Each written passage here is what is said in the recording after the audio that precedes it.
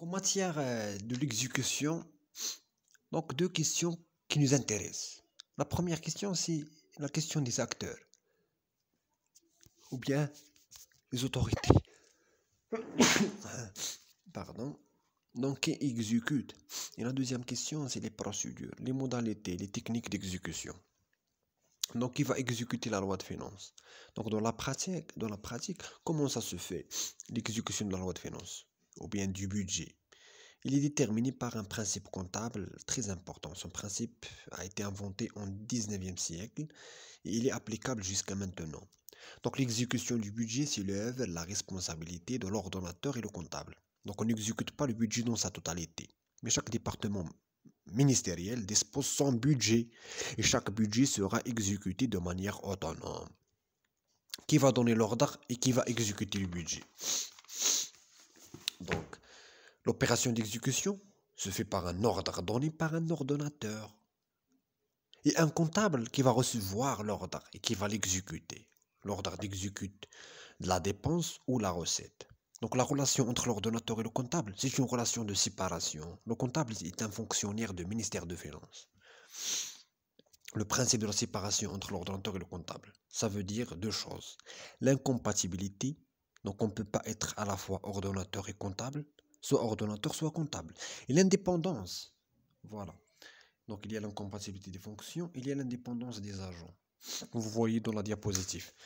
Pour l'indépendance, donc ils sont indépendants l'un de l'autre. Le comptable n'est pas placé sous l'autorité de l'ordonnateur. Et comme ça, quand on reçoit un ordre, si le comptable estime qu'il n'est pas légal, il le rejette, il le refuse. Donc de cette manière, on protège les deniers et les finances publiques. L'ordonnateur sont les ministres. Chaque ministre est l'ordonnateur de son département, de son ministère, de son budget. Et le ministre peut déléguer cette compétence à quelqu'un d'autre. Donc ils ont le pouvoir de donner l'ordre d'exécuter les dépenses et les recettes. Pour le comptable, donc ça n'a rien à voir. Donc pour le comptable, c'est le comptable public. C'est le fonctionnaire du ministère de Finances ou bien du Trésor. Donc il reçoit les ordres de l'ordonnateur et qui les exécute. Par exemple, pour l'exécution d'une dépense, donc le comptable reçoit un ordre sous forme de papier cacheté, signé. Il va le transformer en argent. Et sur la base de ce papier, il va payer la dépense. Donc le trésor vérifie est-ce que le document est légal et puis il va transformer le papier en argent. De cette manière, on contrôle l'offre. Alors pour l'exécution d'une recette, comme vous voyez dans le slide, cet argent qui va rentrer dans les caisses de l'État. L'exécution d'une recette passe par deux étapes. Il y a l'étape administrative qui est séparée de l'étape comptable, l'étape matérielle. Donc le rôle de l'ordonnateur, une fois qu'il termine ses missions, sa responsabilité, ensuite le comptable intervient pour exécuter une recette. Donc cet argent qui va rentrer dans les caisses de l'État, la créance. Donc la première étape, c'est la constatation de la créance. Donc une lourde procédure, c'est la détermination, la précision, la fixation d'une créance qui appartient à l'État. Deuxièmement, une fois qu'on a constaté, on doit la liquider. Calculer. On doit la liquider. On calcule le montant exact de cette recette. Par la suite, on envoie un document qui s'appelle ordre de recette, dans lequel on va envoyer l'ordre au comptable. En le disant, vous devez assurer la perception et le recouvrement de cette créance. Et une fois le comptable reçoit l'ordre, il va le contrôler. Il va vérifier est-ce qu'il est légal et ensuite il va exécuter l'opération de recette.